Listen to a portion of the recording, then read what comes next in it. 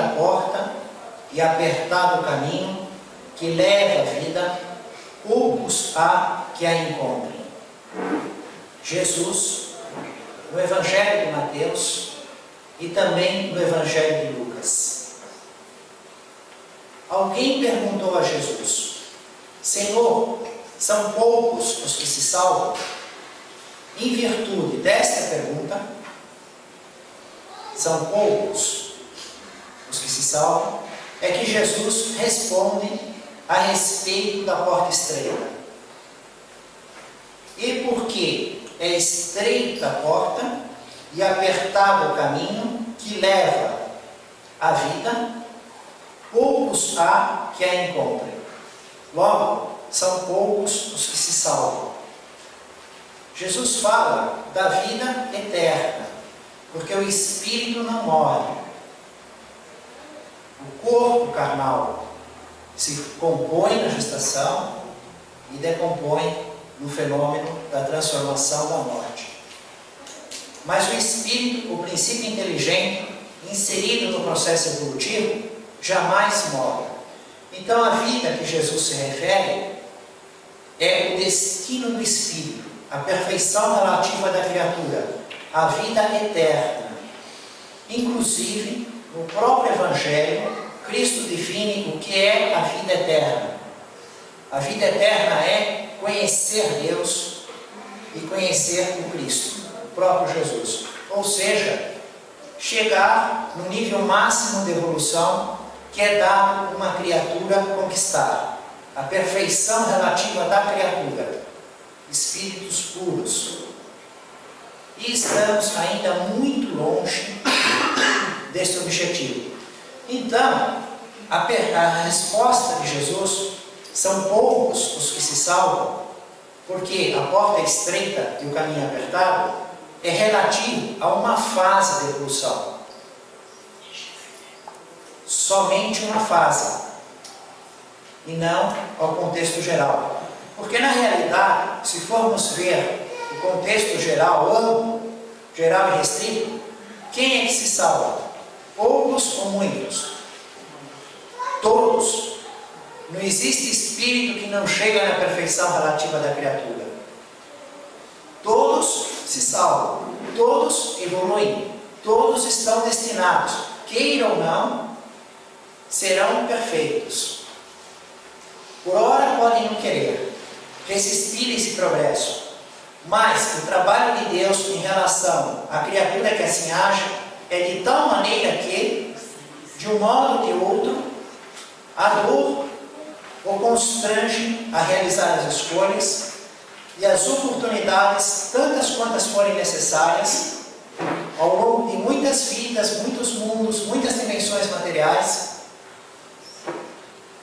de tal modo que todos acabam evoluindo para a fase que se progride só no acerto. E depois chegam à perfeição, conquistando faculdades na inteligência, propriedades no corpo espiritual, completo domínio dentro das leis da natureza sobre toda a matéria do universo. O próprio Jesus garante isso. No seu Evangelho, nas anotações de Mateus, Marcos, Lucas e João, Jesus diz que todos chegam ao reino dos céus. Mas diz quem chega primeiro. E diz quem chega por último. E quem chega por último? Quem está na frente de quem? Quem precede quem?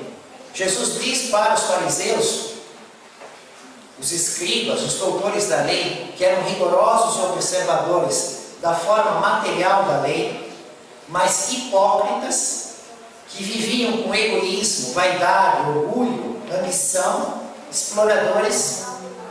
Diz que as adúlteras, os publicanos, chegariam primeiro no reino dos céus, primeiro do que eles.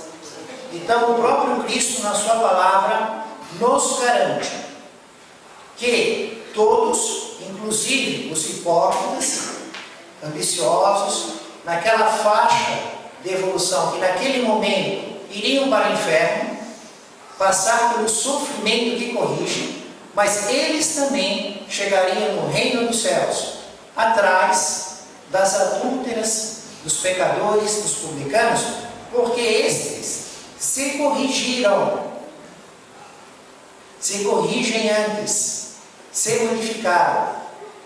E Jesus se referia, entre outras passagens, ao batizado de João: arrependei-vos dos vossos pecados.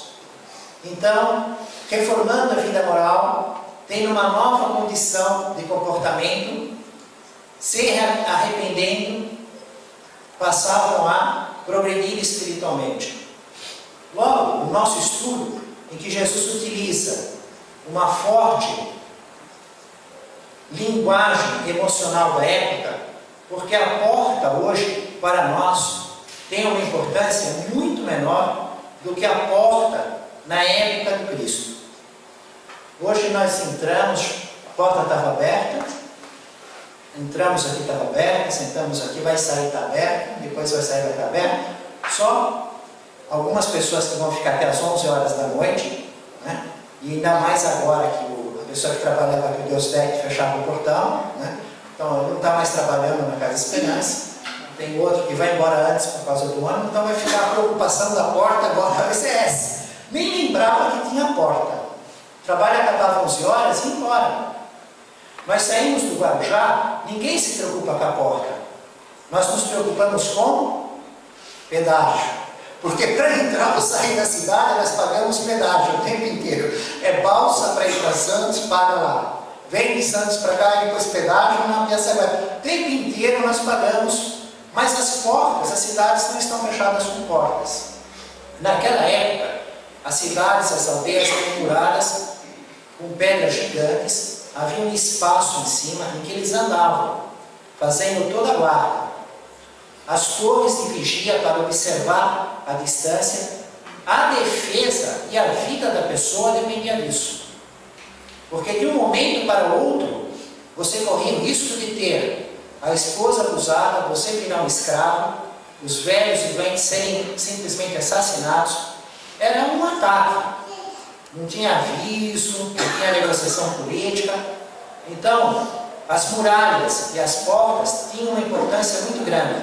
Além do mais, nós observamos os estudiosos da vida na época do Cristo e naqueles séculos em redor, inclusive com leis de imperador, dizendo o que pode e o que não pode entrar na cidade. Porque se todo mundo entrasse com os seus carros, os seus animais, criava um problema de circulação e de espaço. Assim como hoje nós temos na cidade de São Paulo rodízio, em virtude do congestionamento, o problema de estacionamento, naquela época também. Eles não tinham automóvel, mas andavam com muitos animais. E a circulação nas ruas dentro da cidade. Então havia, em certas festas, em Jerusalém, a lei manda 3 festas. Todo judeu ir ao templo em Jerusalém. Páscoa, Pentecostes e Tabernáculos. A festa dura 8 dias e leva animal a sacrifício. Imagina todo homem judeu do mundo daquela época indo para Jerusalém nos mesmos 8 dias. Por isso tem centenas de sinagogas, já na época do Cristo, em virtude de receber todas essas pessoas, com seus animais, as ofertas, os sacrifícios no templo. Então a porta, quando Jesus fala, é estreita, porque alguns estudiosos marcam uma pequena porta dentro da grande, em virtude da guarda. É difícil guardar 24 horas, 365 dias com a mesma garantia. Então, podia ficar parcialmente fechado e aí só entra a pessoa sem animal, desde que é conhecida dentro da cidade. E tinha que se preocupar com isso, porque senão você não entra, fica fora. Sendo a porta e o caminho, naquela época, algo dentro do campo emocional muito forte, Jesus se utiliza desta imagem, deste conceito, para formar o seu ensino de modo mais incisivo no coração e no sentimento das pessoas. Então Jesus fala numa faixa de evolução, porque no longo prazo todos evoluem, assim como no longo prazo todos nós vamos morrer. Mas morrer no próximo ano talvez não tenha nenhum aqui.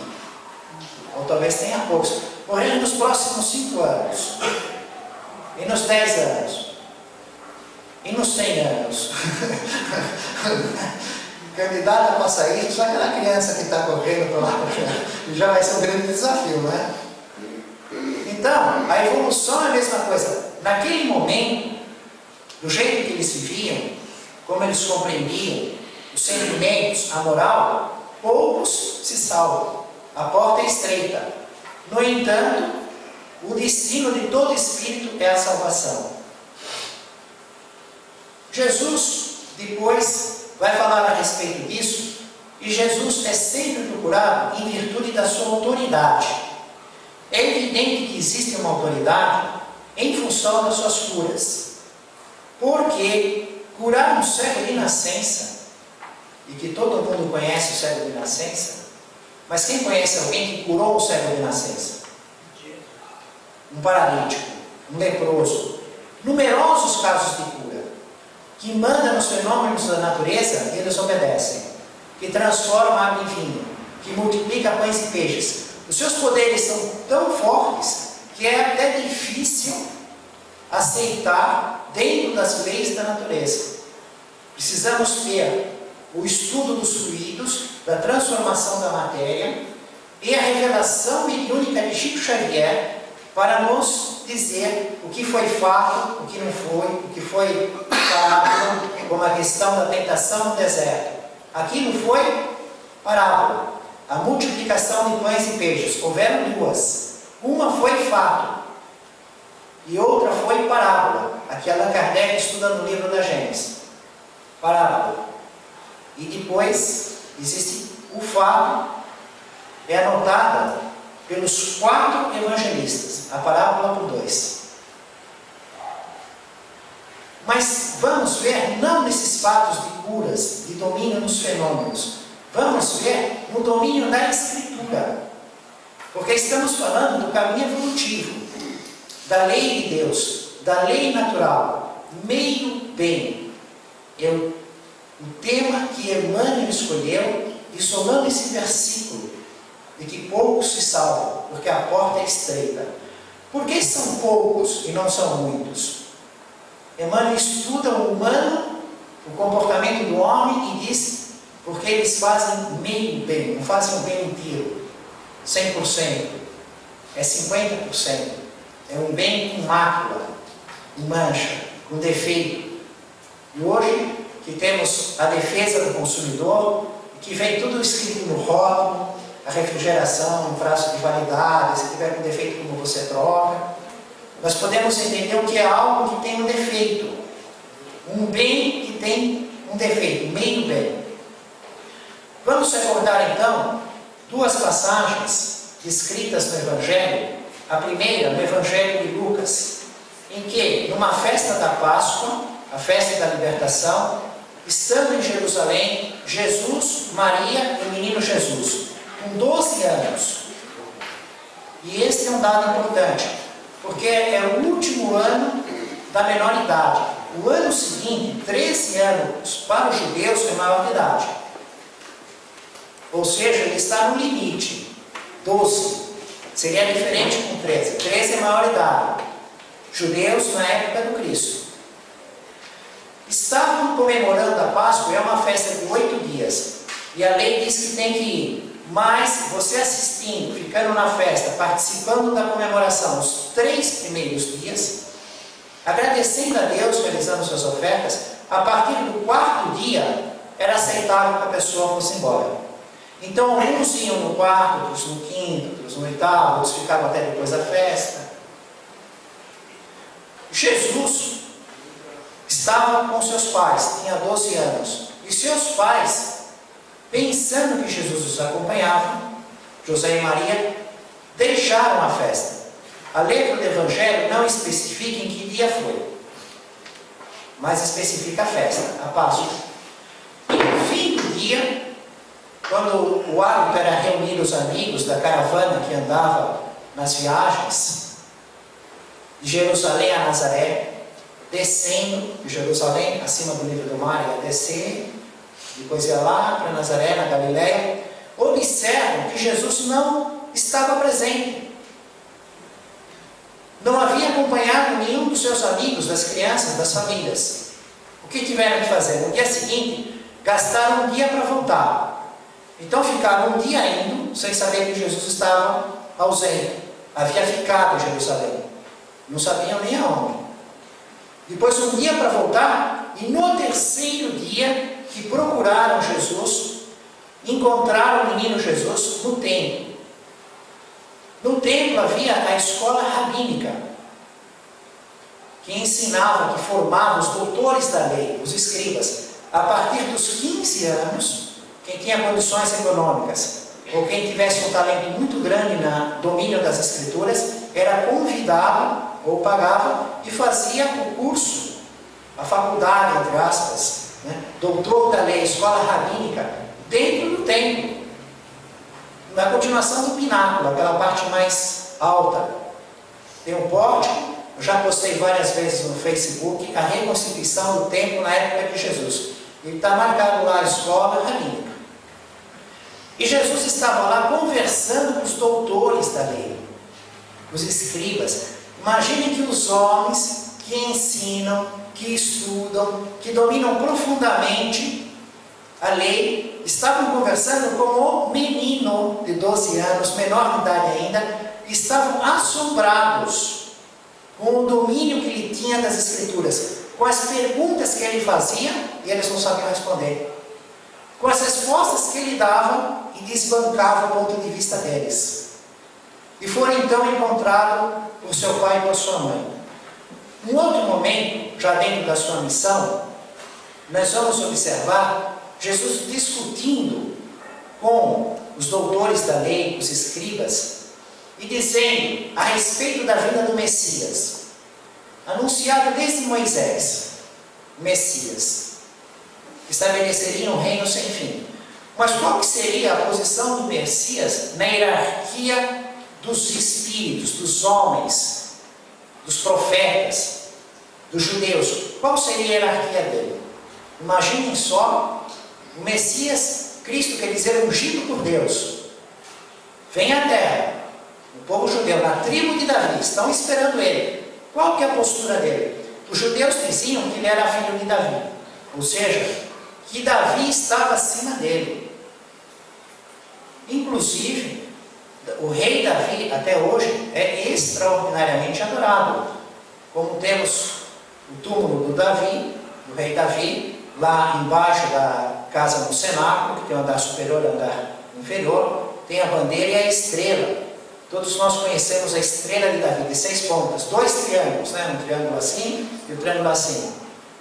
As criaturas olhando para Deus, e Deus olhando para as criaturas. Então, tem uma simbologia entre o relacionamento das criaturas e Deus. A estrela de Davi. Eles achavam, pensavam, que Davi seria acima do Messias. E Jesus diz: como vocês podem pensar assim? E são homens da lei, estudam a Escritura,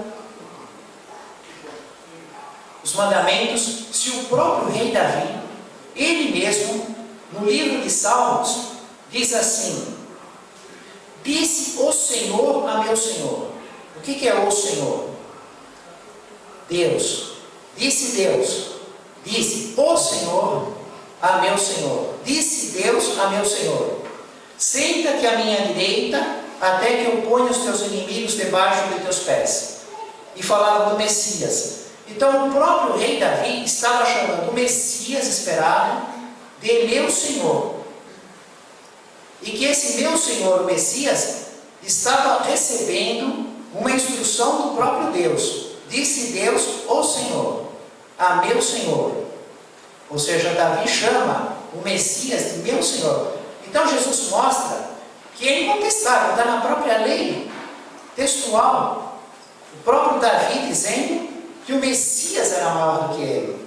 Como é que eles podiam dizer e falar, e eles que eram doutores da lei, escribas, podiam dizer que o maior era o rei Davi? Logo, Jesus tem a autoridade do conhecimento da lei, da Escritura. E a lei e a Torá, para eles naquela época, era um relacionamento entre a criatura e o Criador. Logo, os castigos, as doenças, as infelicidades, representavam um aborrecimento de Deus em relação à criatura. E a saúde, o domínio, as conquistas nas guerras, a liberdade, representavam que Deus estava satisfeito com aquela criatura. Pensavam eles assim, atribuíam as desgraças, as doenças, a um castigo divino. Deus me castiga, Deus me castigou, Deus não olha para mim, Deus me abandonou. Imaginavam eles dentro desse contexto. Não conseguiam compreender que tudo que acontece com a criatura é resultado das suas próprias escolhas. Assim como o aluno está no ano, na condição escolar, de acordo com o seu empenho. Os pais pagam, ele é matriculado na escola. Existe o currículo escolar, a estrutura está lá. Deus organiza o universo, empresta o corpo, empresta as circunstâncias. E aí o aluno que estuda, que se empenha, vai passando de ano. E o que não se empenha, repete. Tem a dor da repetência, tem a vergonha. Então, tudo que ocorre na criatura, não existe acaso, azar, sorte, privilegiados, deserdados. Não. Existem conquistas que dão mérito à criatura. E erros não corrigidos que obrigam ao sofrimento. Existe escolha de gênero de prova, em circunstâncias confortáveis ou desconfortáveis durante a vida. Mas sempre é a própria criatura que é responsável exatamente pelo ponto que ela se encontra, pelas circunstâncias que estão em volta dela. Isso vemos com muita facilidade no Espiritismo, porque olhamos a vida no mundo espiritual. Então observamos o Espírito antes de nascer, animando uma vida humana, e depois vem as consequências. Abrindo a observação com os 300 anos, isso fica muito evidente em todas as criaturas. Agora, se só olharmos a viagem de um berço ao túmulo, não dá para perceber. Dá a impressão que existem seres privilegiados, seres deserdados, seres que recebem uma graça e seres que são desgraçados. Que existe a sorte e existe o azar. Por que não ver as variáveis que regulam o roteiro evolutivo?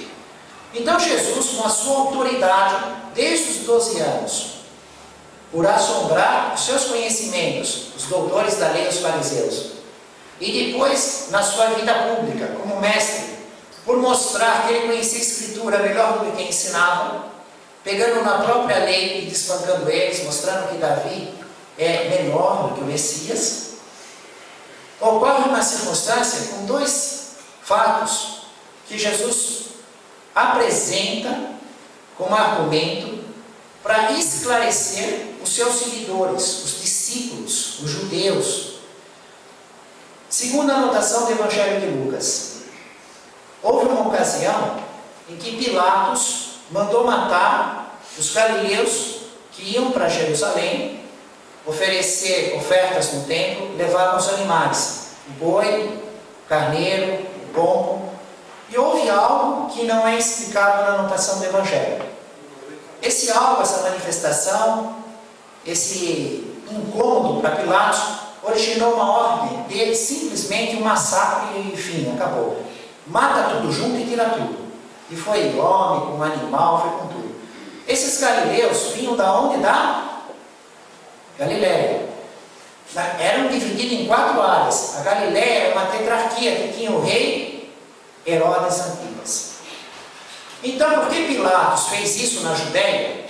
Os galileus que vieram com os animais, ele simplesmente mandou massacrar tudo, matar tudo, e fez uma coisa horrorosa para os judeus, mas uma coisa inconcebível, intolerável para eles. Misturou o sangue dos judeus galileus mortos com o sangue dos animais. Isso para eles, imagina, com toda aquela separação da lei do que pode comer, do que não pode comer, da impureza do sangue, da alma encarnada no sangue, isso é uma aberração, é uma ofensa, é uma desconsideração. Pilatos não via assim. Pilatos está vivo ou está morto? Depois de morto, tanto faz se está com o animal, não está, se está perto. Porque ele não tem esses mandamentos, não obedecia a esses usos e costumes. Mas ele mandou massacrar os galileus. O que pensavam os galileus? Que aqueles galileus não eram tão bons quanto os que estavam vivos, esses que estão indo falar com Jesus. Eles foram lá e falaram, olha como é que pode, que aberração. Pilatos massacrou os nossos colegas galileus que vinham lá da Galileia com os animais, misturou todos os cadáveres, corpo, sangue. Se Deus permitir isso, é um grande castigo, um castigo gigante. Se Deus castigou é porque eles eram maus. Nós não somos tão maus. Por isso que não aconteceu conosco, aconteceu com eles. Esse era o raciocínio deles. Inclusive foi por causa disso que Pôncio Pilatos ficou inimigo de Herodes Antipas. Até o dia que houve a reconciliação. Uma reconciliação política. Quando é que foi a reconciliação política? Na crucificação de Jesus. Porque Pôncio Pilatos não queria confirmar a sentença do Sinédrio. A mulher dele já tinha tido um sonho, e os sonhos dela ele tinha que levar muito a sério. E ela dizia assim, o sonho dizia, não se envolva no julgamento desse homem justo. Ele tinha um receio, uma espécie de um temor por Deus de Israel, mesmo sem conhecer direito as coisas, e tinha uma impressão muito forte do relacionamento entre os judeus e o Deus de Israel. Porque para os judeus era o número 1 da vida era a relação com Deus. Enquanto que os romanos, eles se relacionavam com deuses. E a relação com os deuses, eles eram mais serviçais. Para nos dar coisas que pedimos, nos proteger, prole numerosa, e nos evitar os castigos. Era mais uma relação comercial de interesses. Então, procurava agradar esses deuses para receber benefícios, ou faziam ofertas para aplacar a ira. Deus ficar calmo, os deuses ficarem calmos. Mas os judeus não, obedeciam centenas de mandamentos. Mudavam a vida toda de sábado, de alimentação. Pilatos não queria confirmar a sentença da pena de morte que o Sinédrio aplicou em Jesus. E o senador Públio Lentulus disse para Pilatos, olha, Jesus é Galileu, o rei da Galileia, Herodes Antipas, está aqui. Aquele mesmo que uma vez se massacrou todo o povo dele lá, não perguntou nada e fez tudo. Agora manda Jesus para ele. O conceito dele vai lá em cima. Imagina, Herodes Antipas estava em Jerusalém, justamente porque era uma semana da Páscoa, ele tinha que ir lá como homem judeu. Está no seu palácio. E aí ele é tão importante que Pilatos não confirma a sentença porque Jesus é Galileu. Pilatos está sendo o quê? Está querendo tirar a consciência, não quero confirmar essa sentença. E também não está dando para negar, porque o Sinédrio está controlando toda essa multidão. A Torre Antônia estava cercada a ponto de um conflito entre o povão e a força armada do Império Romano. Então ele não queria confirmar a sentença. Ele manda para Herodes Antipas. Nesse dia eles ficam amigos.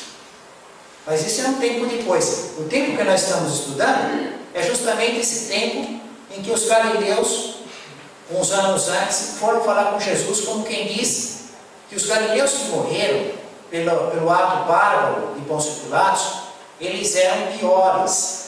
E Jesus disse, não, vocês são todos iguais. E se vocês não se arrependerem dos vossos pecados, vai acontecer coisa semelhante com vocês. Por quê? Porque tanto uns como os outros estavam todos vivendo no meio do bem. Eles viviam no meio do bem. Nos 613 mandamentos, eles obedeciam aos mandamentos. Não comiam porco, faziam os banhos rituais, não carregavam os pesos de sábado, mas nem observavam todos. Muitos dos morais, por exemplo, usando toda a tua força, às vezes não, eles amavam os interesses próprios. E os mandamentos conflitantes? Às vezes matavam as mulheres adúlteras, enquanto que o outro mandamento era de não matar. Então, na verdade, a vida deles era de meio bem. E a nossa, como é que será que é? Nós temos a moral de Jesus e explicada pelo Espírito Emmanuel, isolando mais de 1000 versículos. Eu contei 1000, nesse livro mesmo que está aqui, quanto é?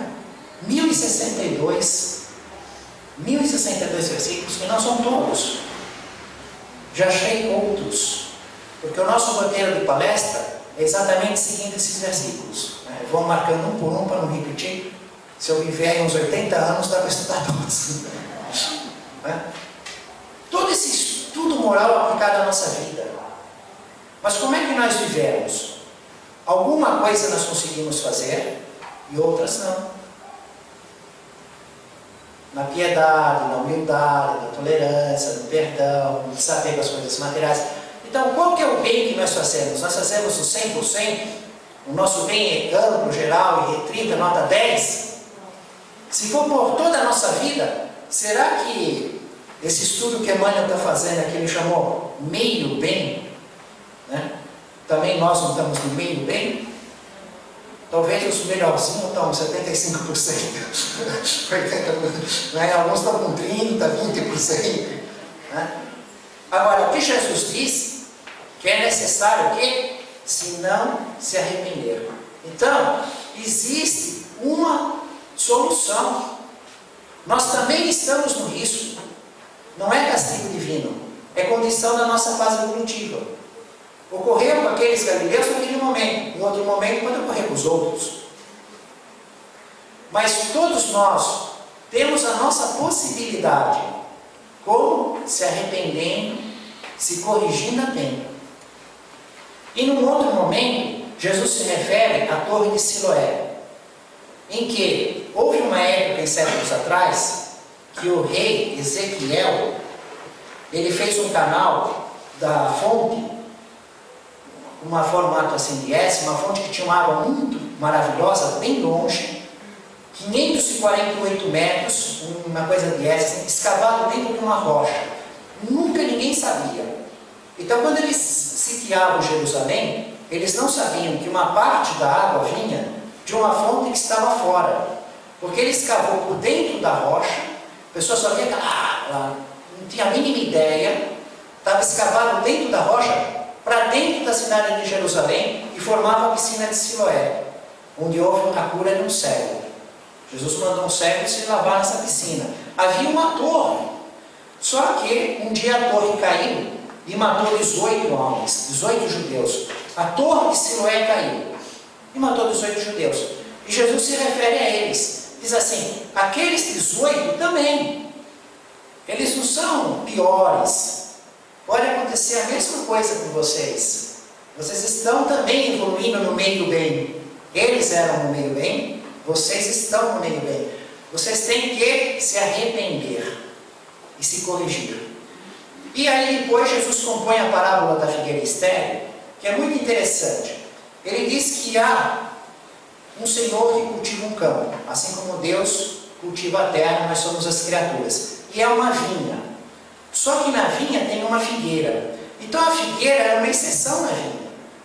É uma figueira dentro da vinha. É uma minoria. Né? E essa minoria nós podemos nos ver dentro dela. Porque nós recebemos essa luz da pesquisa de Allan Kardec,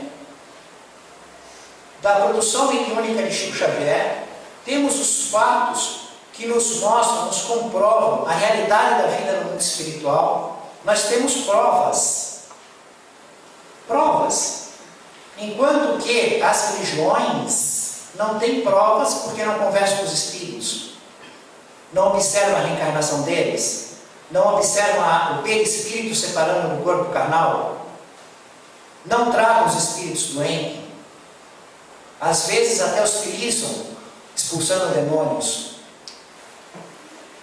Nós temos outra realidade. O que é mistério, vago, milagre, para nós é algo explicável e que trabalhamos em relação com eles. E isso é uma minoria. Isso é a figueira dentro da vinha. É um pequeno grupo de pessoas, de espíritos, que estão com a possibilidade desta compreensão espiritual. deste relacionamento ostensivo e oculto, entendendo o porquê das coisas, sabendo as variáveis das equações e se relacionando com os espíritos. Só que a vinha não dava frutos. Então o Senhor diz para o cultivador do campo: já estamos no 3º ano, arranque essa figueira, corta ela está ocupando o solo. Ela tem a obrigação de produzir. Mas o cultivador diz para o seu senhor: deixa mais este ano, deixa completar o 3º ano. Eu vou cavar em volta e vou adubar o terreno. Se não der fruto assim, aí sim, corta e joga fora. Então, Jesus compondo essa parábola, ele nos diz que essa circunstância, esse momento, por que foram eles que foram massacrados? Porque a torre caiu em cima daqueles, os 18 não caíram em outros. Todos eles passavam perto da torre de Siloé. Quem estava no 3º ano e não deu fruto? Em que ano você está? 1º, 2º, 3º? E Jesus mostra que tem um prazo, que embora nós estamos destinados todo ao reino dos céus, nós temos um prazo, 3. Ele acompanha a parábola: 3 anos tem que dar fruto. Senão, é cortado e jogado fora. O que significa isso? Que vai tentar continuar o processo evolutivo em condições mais crudas. Está na escola aqui, repetir 1, 2, 3, sai daqui agora, vai para uma rua que não tem asfalto, tira o celular, vai ficar aí com os cachorros que mordem, vai ficar aí. Repetiu aí, vai para uma ainda pior, vai para o lixão, vai indo assim. Até aprender, cumprir o dever, porque todo o trabalho do universo, da existência do planeta, dos espíritos mais evoluídos, do ar, da água, do sol, é um trabalho que nós estamos longe de imaginar, tudo com o objetivo de fazer evoluir a criatura. A criatura está na escola, logo ela tem um prazo para fazer a parte que lhe cabe. Se ela não fizer, ela é cortada. Mas antes do 3º ano se completar, nós observamos que Jesus coloca como elemento nessa parábola o acréscimo de misericórdia. Não vai os 3 anos iguais, fez 1 e não passou, fez 2 e não passou, vai ser o 3º e não vai passar. Antes de completar, ele vai cavar em volta e adubar. Por isso é muito difícil olhar para os outros e julgar, porque nós olhamos e dizemos assim: nossa, mas como é que pode? Onde é que está a justiça? Onde é que está Deus? Aquela criatura fez tanto mal e ainda ganhou na Mega Sena.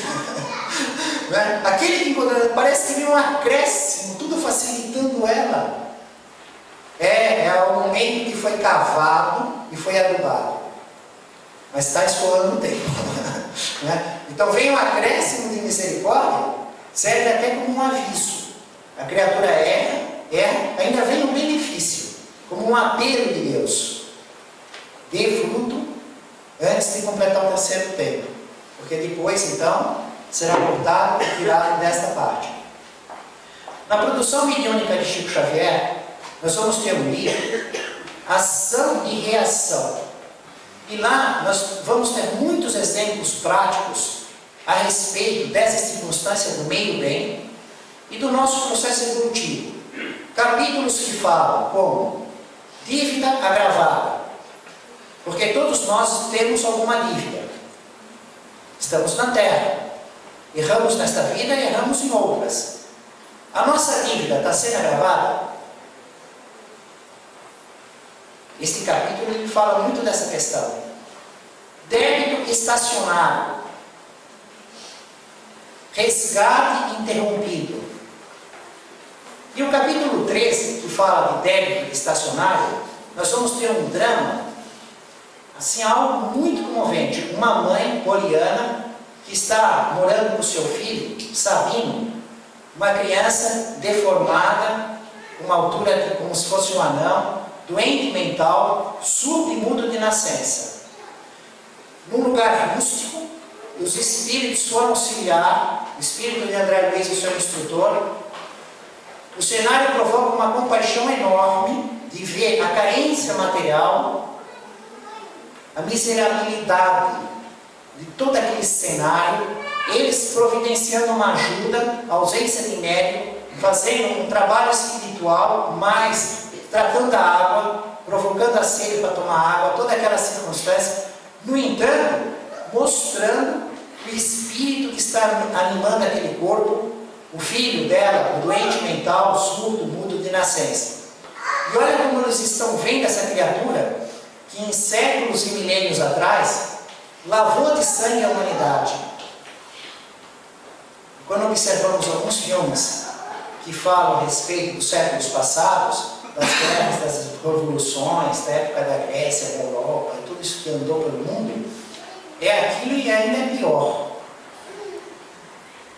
Olhando e falando assim, esse espírito é um prisioneiro ainda perigoso, engaiolado nos ossos físicos. Ou seja, aquela grade que a gente manda aqui para a penitenciária, que o cara fica preso, né? Então, quando o espírito, ele é um espírito perigoso, eles fazem nascer um corpo. O corpo vai ser muito doente. Se deixar toda a estrutura da doença que está no perispírito vir para o corpo como tiver. Então o corpo fica uma prisão do espírito. Fé enjaulada nas armaduras de células habitantes, sob a custódia da mulher que o ajudou nas quedas sucessivas, elegida agora a posição de enfermeira maternal no seu longo infortúnio.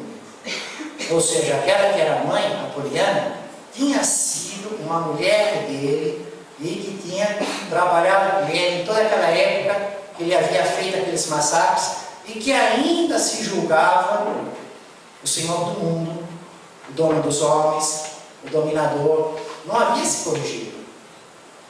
Que ainda vivia com seus pensamentos em tudo aquilo que ele humilhara, destruíra, tragédia que provocaram nas cidades, nas pessoas.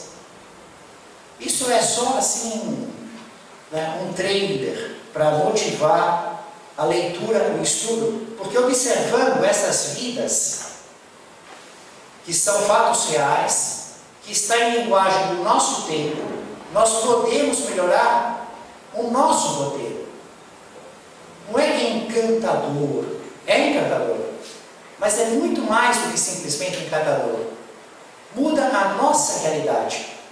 Primeiro porque só pegar um livro do Chico Xavier nas suas mãos e ler com atenção, os espíritos que você aproxima são de um alto padrão de escola de evolução. De acordo com o conteúdo do livro, são os espíritos que se aproximam. Então, aqueles livros que falam de ficção, de tragédias, de vícios, certamente esses espíritos estão longe daí. Os bons espíritos. Eles deixam para os vampiros, para quem gosta desse sangue, de ficção, de fantasia. O que eles vão fazer lá? Deixa esse livro e pega um livro nobre do Chico Xavier. O que acontece? Aqueles espíritos vampiros falam, que chato agora, essa moral, isso entender, se afasta, vai no vizinho que está lendo o outro. E quem vai se aproximar? Você não precisou fazer nada, nem parece, você só trocou o livro, jogou um na gaveta e você está um, pegou outro. Você mudou os espíritos que te acompanham. Não é assim? É fato, a gente observa isso, né? Bom, o livro Céu e Inferno de Allan Kardec nos traz um caso de uma pessoa que vivia no meio bem. Era uma moça, senhorita Helene Michel. Tinha 25 anos, era bonita e rica, dócil, afetuosa, caritativa, um coração bondoso, mas como era uma pessoa rica e não era dada às coisas da vida do mundo espiritual, ela vivia mais assim de futilidades, de leviandades, de passatempo. E a vida espiritual, para ela, era uma coisa muito pequena, raramente se ocupava, quando sobrava tempo, dava uma olhada, mais como uma curiosidade. Só que, de repente, ela teve um mal súbito e morreu. 25 anos. Sua mãe ficou, né, agoniada, desesperada. Aí o que acontece? Esse espírito foi evocado 3 dias depois da morte. E fez uma comunicação. E alguns dias depois, foi evocado de novo. Então nós podemos perceber a evolução que está fazendo o espírito, os problemas que ele está passando. E ele é um espírito do meio bem. O meio bem que fala Emmanuel, que é muito da nossa faixa, que buscamos fazer o bem, mas não conseguimos fazer tudo. Existem circunstâncias que encontramos dificuldade, então vamos caminhando no meio bem. Diz assim o Espírito: não sei onde estou, que turbação me cerca, chamaste-me e eu vim, não compreendo por que não estou em minha casa, lamentam a minha ausência quando presente estou, sem poder fazer-me reconhecida. Esse testemunho que ela deu é muito comum. O Espírito não sabe como chegou na reunião, como ele veio, quem trouxe. Estranha que ele vai na casa que ele morava, as pessoas estão chorando, e ele está lá, e as pessoas não veem o Espírito, e ele não entende o que está acontecendo, porque não tem conhecimento da vida no mundo espiritual. E depois ela fala a respeito do corpo carnal, como se ela tivesse duas personalidades, porque na realidade ela está vivendo com o corpo espiritual. Mas como ela tem aspiração humana e não entende o fenômeno da morte, não sabe que a morte é a separação do corpo espiritual com o corpo carnal, o que ocorre com ela? Ela toda hora vê o cadáver. Então a circunstância é confusa, ela não sabe explicar porquê, ela não consegue levantar o cadáver, não consegue fazer o cadáver andar, se mexer. Ao mesmo tempo ela vai para lugares, ela não entende como, porque ela vai para o corpo espiritual. Então, conforme o seu pensamento, os seus desejos, e as pessoas chamam através do pensamento, das emoções, das orações, o espírito vive uma grande confusão e não entende e não sabe explicar. E ela chama aqui no caso que ela tem duas personalidades, uma delas que seria o corpo carnal, e a outra que ela estava nessa reunião, que ela não entendia nada do que estava fazendo lá, como tinha chegado lá. Mas eles fizeram prece, o espírito acabou entendendo a realidade, a morte, a separação do corpo espiritual, voltou dias depois mais senhora dos detalhes, porque já sabia que tinha morrido, por que as pessoas não podiam responder, e ela estava presente, porque não era vista. O que foi fundamental para a sua conscientização a respeito da sua nova realidade foi a oração daqueles que estavam fazendo a reunião mediúnica e evocaram o espírito dela. Porque falaram as palavras esclarecedoras. Você já vive de uma outra forma, você se separou do corpo carnal, observe que você não consegue movimentar lá, você está indo nos lugares da sua família, porque o corpo espiritual passa pelas paredes, pelas portas, você não consegue ver os espíritos que te trouxeram aqui, nós estamos querendo te ajudar. Então a prece, com as explicações, ela tomou consciência e ficou com muita dó da mãe, porque imagina a mãe ver a filha morrer de uma morte súbita, uma filha que não tinha doença nenhuma, não se esperava a morte, e a medicina daquela época não soube qual é a causa da morte. Simplesmente a moça tinha 25 anos, estava tudo perfeito, teve um mal súbito e morreu. Foi assim. Então a mãe estava profundamente chocada. E ela disse assim, essa parte, olha que interessante, o que ela chama de fatalidade.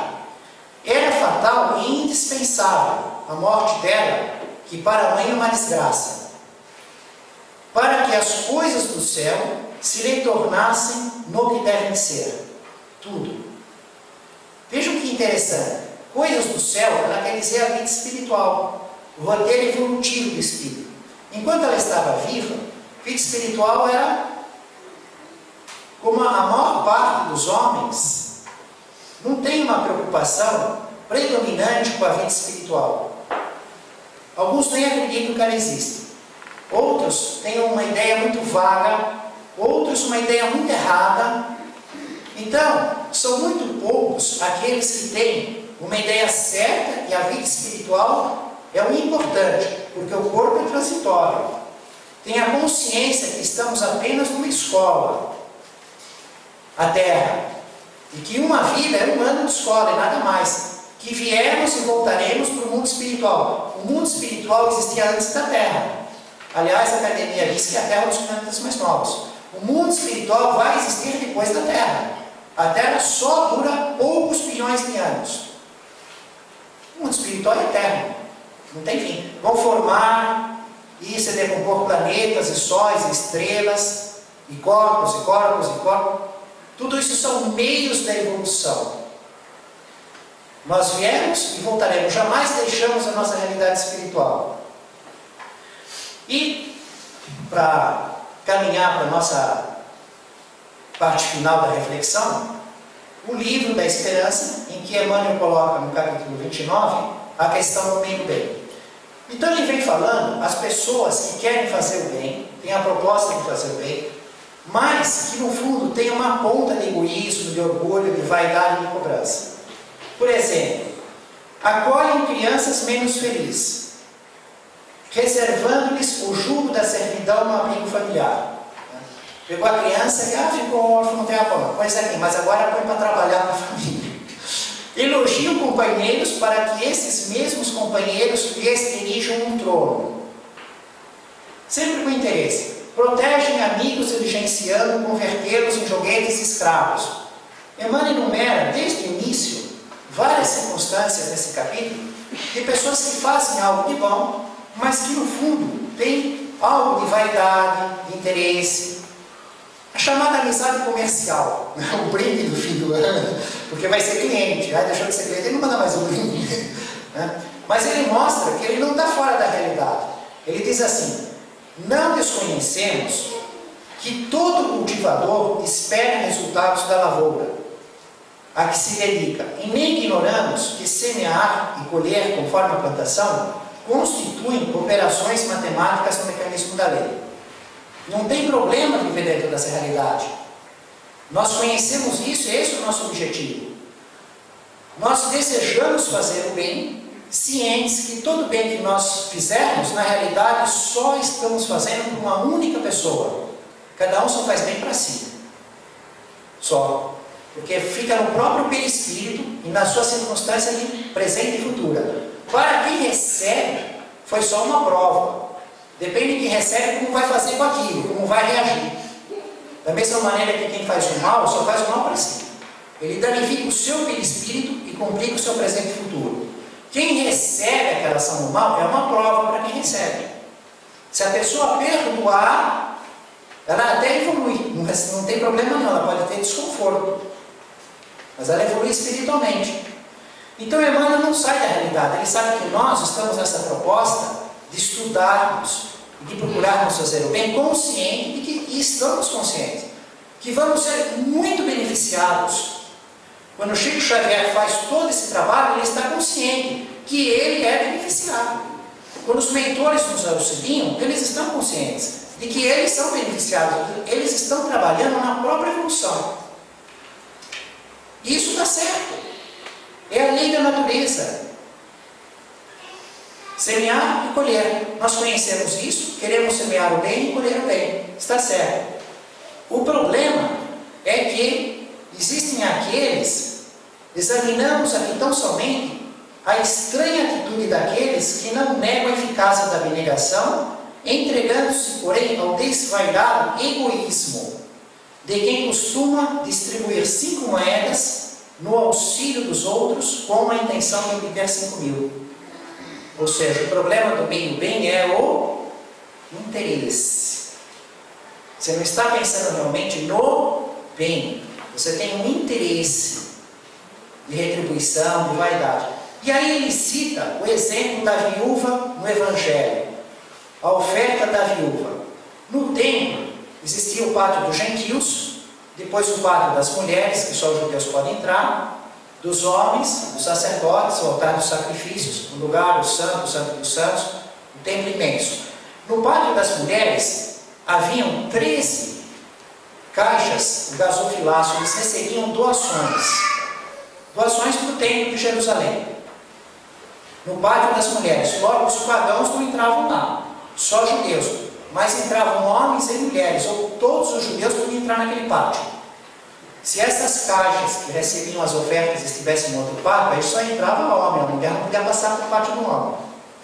Mas haviam 13 e elas tinham o formato de chifre de carneiro, a boca aberta, larga, né? E Jesus estava sentado, que a letra do Evangelho diz que ele erguia os olhos. E erguer os olhos significa ver com visão espiritual. É o símbolo. né? Não significa só levantar a cabeça, né? Fala para espírito. Se o evangelista nota, ergueu os olhos, significa que ele está observando com a vista do espírito. E Jesus via que os homens ricos iam lá, doavam, todo mundo via, todo mundo acompanhava as ofertas e tocava a trombeta. E a pessoa aparecia e ficava, assim, né? Quanto mais era valiosa a oferta, o pessoal ficava mais, né, enaltecido, assim. Aí houve um momento em que se aproximou uma viúva muito pobre, uma viúva muito carente. O pessoal ficou todo mundo na expectativa. O que vai fazer essa mulher? O que ela vai doar? Como é que vai ser? Vai tocar trombeta para ela? Ela vai lá e põe as 2 menores moedas judaicas da época. O 2 lepton era 1,64 avos de um dia de trabalho. Pega o salário mínimo hoje, divide por 30, pega aquele um dia de trabalho e divide por 64. Era isso. Era as 2 moedas. Quer dizer, quando ela doou isso, o pessoal todo morreu de dar risada. Deu gargalhada, né? Como é que pode fazer uma oferta dessa para Deus por tempo? E aí Jesus disse que no fundo foi ela que doou mais de todos. E eles ficaram espantados. Como? 2 lepton? Olha a fortuna que estava sendo doada. E Jesus disse, mas todo mundo doou do seu supérfluo, que não faz falta nenhuma. Ela só tinha na vida, tudo que ela tinha era 2 moedas. Ela doou por tempo. Agora ela não tem nada, ela tem 0. Não tem nada mais para viver. Ela tem que fazer uma renda. Toda a renda dela foi 100%. Doou tudo que tinha. E o interessante é que a produção mediúnica de Chico Xavier nos acrescenta informações a respeito daquele dia. Porque nos diz que Judas ficava relatando para Jesus cada oferta que era feita.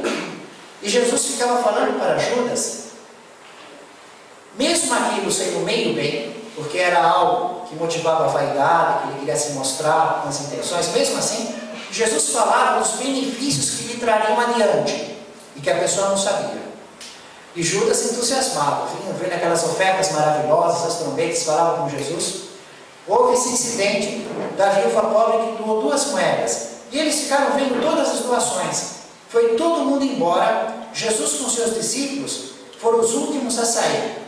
Mas quase antes de sair, Pedro pergunta para Jesus, então nós vamos embora agora, e a maior oferta do templo foi aquela viúva que doou os 2 leptons.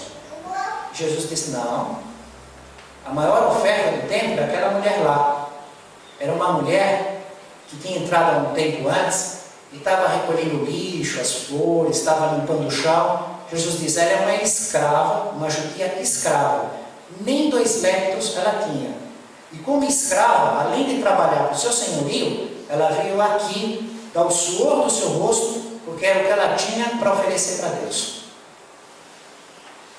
Família espiritual de Jesus, no caminho do reino dos céus, em nome do Mestre Jesus, louvado seja Deus.